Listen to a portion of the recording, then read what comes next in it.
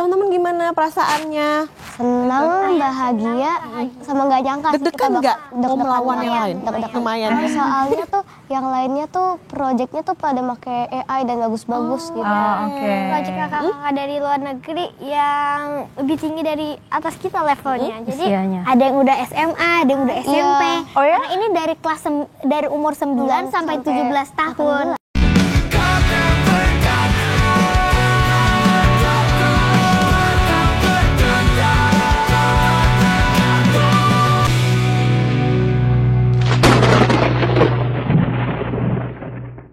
Assalamualaikum warahmatullahi wabarakatuh. Sahabat Kata per Kata. Prestasi membanggakan ditorehkan siswi Sekolah Dasar Indonesia dalam kancah internasional. 3 siswi kelas 4 Sekolah Dasar Islam Terpadu Nurul Fikri, Depok, berhasil meraih penghargaan dalam ajang International Creativity and Innovation Award 2025 yang diselenggarakan di Ho Chi Minh City, Vietnam. Lebih dari 5.000 peserta, dan dari 26 negara, Prisana Kamila Ilham, Medina Fiazaldin, dan Naura Konita Satria, menghadapi persaingan dengan membawa riset mereka di bidang Sustainable Food Solution, yang berjudul The Precious Food, dalam ajang International Creativity and Innovation Award 2025, yang diselenggarakan di Ho Chi Minh City, Vietnam. Tidak hanya satu, mereka memboyong 3 penghargaan sekaligus, yakni Special Award, sebagai proyek terbaik di bidang ketahanan pangan, Titanium Award, dan penghargaan tertinggi Grand Award untuk kategori Innovation Challenge. Jika warga negeri Malaides mengatakan bahwa Indonesia memiliki IQ 78, itu sangat konyol sekali. Mungkin mereka tak pernah mau melihat dan mendengar berita seperti ini. Kalau anak-anak Indonesia begitu berprestasi di kancah internasional. Bahkan anak-anak tersebut masih duduk di bangku sekolah dasar, sebagai peserta termuda di antara banyaknya peserta lainnya di tiap-tiap negara, dan anak-anak Indonesia mampu bersaing hingga meraih penghargaan. Saudara, prestasi membanggakan ditorehkan siswi Sekolah Dasar Indonesia dalam kancah internasional. 3 siswi kelas 4 Sekolah Dasar Islam Terpadu Nurul Fikri, Depok, berhasil menyabet penghargaan dalam ajang International Creativity and Innovation Awards 2025 yang diselenggarakan di Ho Chi Minh City, Vietnam, bersaing dengan lebih dari 5.000 peserta dari 26 negara. Prisana Kamila Ilham, Medina Fiazaldin, dan Naura Konita Satria membawa riset mereka di bidang Sustainable Food Solution yang berjudul The Precious Food dalam ajang International Creativity and Innovation Awards 2025 yang diselenggarakan di Ho Chi Minh City, Vietnam. Tidak hanya satu, saudara, mereka memboyong 3 penghargaan sekaligus, yakni Special Award sebagai Best Project di bidang ketahanan pangan, Titanium Award, dan penghargaan tertinggi Grand Award untuk kategori Innovation Challenge. Ya, Sapa Indonesia Pagi, Sapa Indonesia Akhir Pekan. Sudah bersama dengan siswi-siswi berprestasi, bersama dengan orang tua dan juga gurunya. Kita kenalan dulu kali ya, Akta. Ya, boleh. Dari Ibu? Ada siapa aja nih? Ya, perkenalkan saya Prima, orang tua siswi dari Prisana. Oh, oke, dari sana. Ada? Saya Medina Fiazaldin. Medina. Saya Prisana Kamila Ilham, saya biasa di Prisana. Oke. Saya Naura Konita Satria. Oke. Dipanggilnya Naura. Naura. Dan Ibu? Saya Bu Astrid Purwitasari, saya guru riset di sekolah anak-anak dan penanggung jawab kegiatan riset di SDIT Nurul Fikri. Oke, sebelumnya kita ingin mengucapkan selamat ya atas prestasi yang diraih untuk Ibu dan adik-adik. Mungkin boleh dijelaskan kali ya, kemarin yang di Ho Chi Minh di Vietnam itu meraih apa dan apa yang dibuat atau dihasilkan sama teman-teman ini, karyanya apa? Jadi kita meraih Grand Award, Titanium Award, dan juga Special Award. Special Award itu yang pertama ya, itu top 10 project dalam bidang Sustainable Food Solution. Yang kedua itu Titanium Award diberikan kepada tim dengan 5 project terbaik secara global. Dan kita juga mendapatkan Grand Award, yaitu dua project yang dipilih yang terbaik secara global. Proyeknya apa sih? Jadi proyek kita itu mengatasi sampah makanan yang ada di Indonesia. Oh, oke. Nah, keren Menarik ya.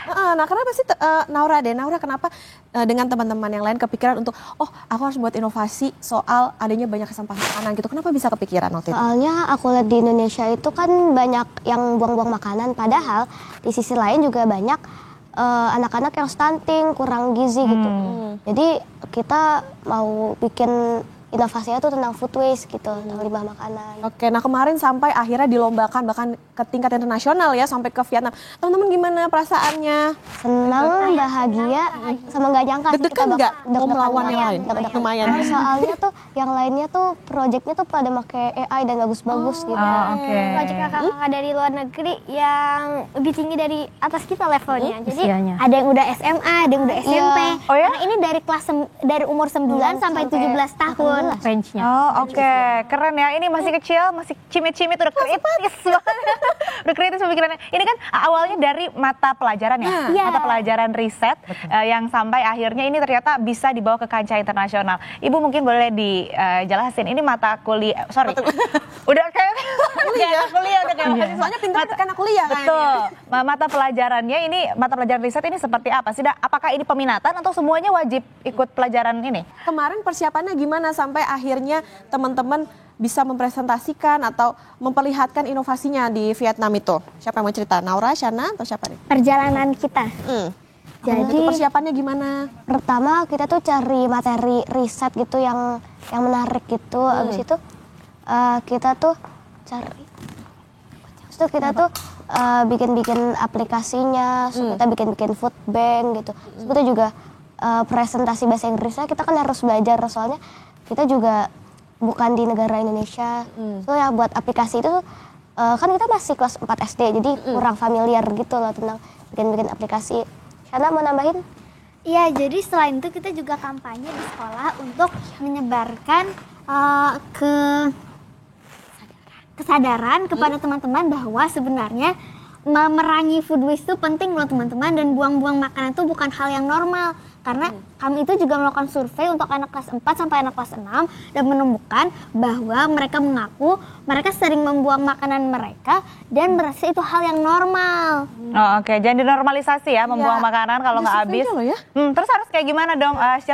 Shana? Ya. Ini kan ada aplikasinya ya yang udah dibuat sama teman-teman juga ya. Coba dong presentasi, pengen lihat. Gimana? Ini apa namanya? Aplikasi atau apa yang tadi dihasilkan dari risetnya itu atau yang lomba kemarin. Nah, boleh dong kita lihat ngintip-ngintip gimana Aplikasinya. ya. Aku bilang. Naura coba Food bank. navigate, Shana sambil jelasin Food ya. bank, food Apa bank. gambreng aja gimana? Udah dibagi tadi ya. Nah, jadi di sini dalam Nama aplikasi aplikasinya, ini kita punya dua fungsi utama, yaitu menyumbangkan makanan ini, dan yang kedua mencari makanan yang dibutuhkan. Nah, ini kita menjadi orang yang akan menyumbangkan makanan atau donors. Oke, Nah, donat jadi ya. kita harus memilih dulu Oke. mau kemana nih kita sumbangin makanannya, karena nanti kita gak bakal menyumbangkan ke orangnya tapi ke sebuah food bank. Oke. Nah, di sini kita itu baru punya satu food bank, yaitu SD Nurul Fikri, yaitu sekolah kita. Oke. Di sini kita itu harus Isi dulu data ya. Data, Kita dulu iya. ya namanya. Dari nama, Naura. contact information, Oke. juga jenis makanan dan kategorinya. Kita juga harus masukkan jumlah dan itemnya. Nah, oh ini ada ini ya, termasuk apa bakaran apa. Ini kuantitinya berarti per apa nih satuannya? Kilogram ya? Oh, oke. Misalnya beras gitu ya. Oh, oke. Box. Jadi ini khusus Nah, untuk makanan. nanti kita tuh juga harus makanan yang buat memasukkan makanan udah. Nah, nanti kita juga harus memasukkan foto untuk Oh, wajib ya? nya. Sebenarnya nggak wajib sih, tapi dianjurkan. Iya. Oke. Nah, Nah, misalnya apa nah ini? contoh. Fotonya ya. Nah itu, tapi kan snacknya kadaluarsa Enggak, teman-teman. tante, ini contoh foto oke. doang. Oh, oke.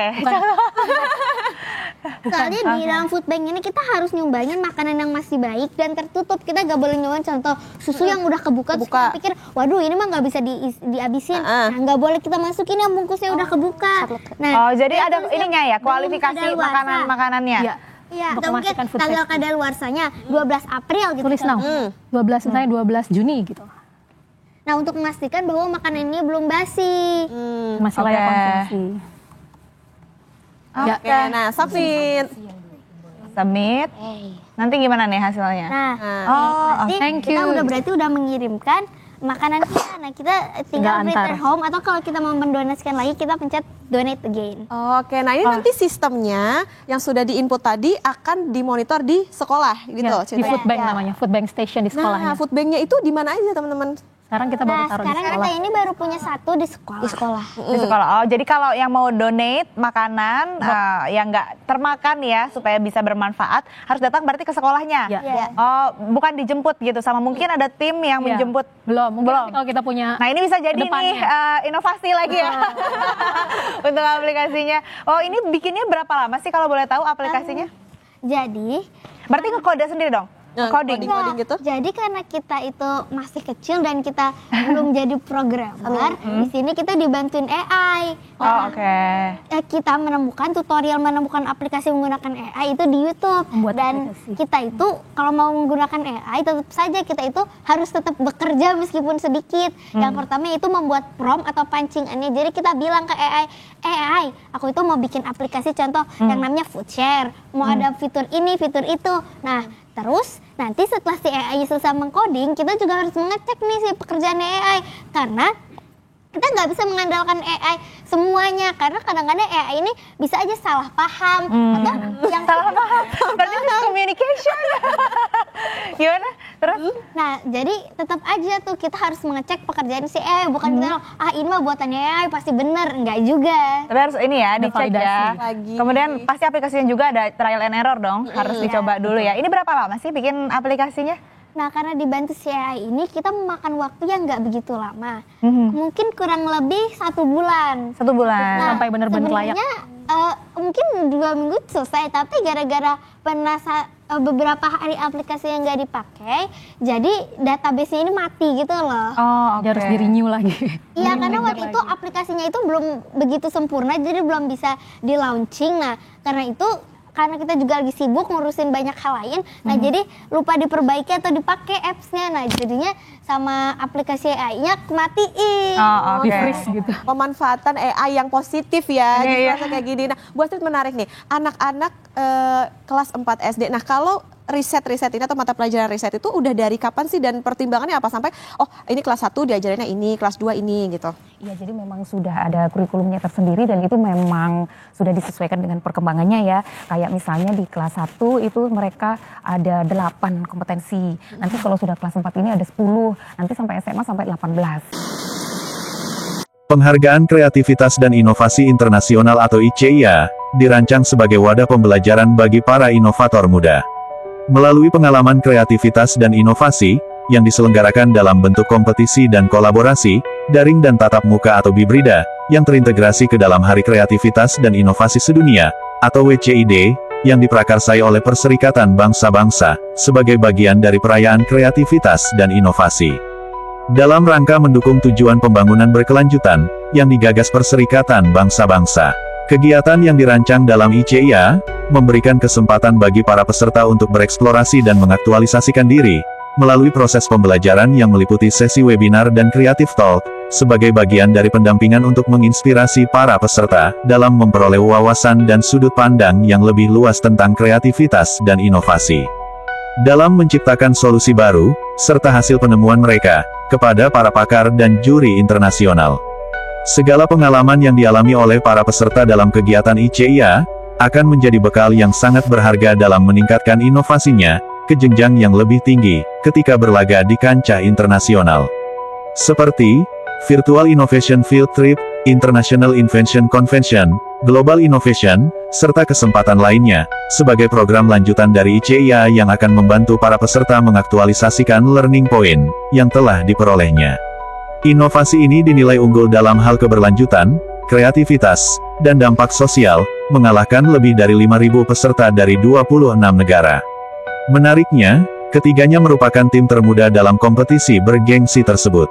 Meskipun demikian, mereka berhasil menunjukkan bahwa usia bukanlah penghalang, untuk berkontribusi dalam mendukung tujuan pembangunan berkelanjutan.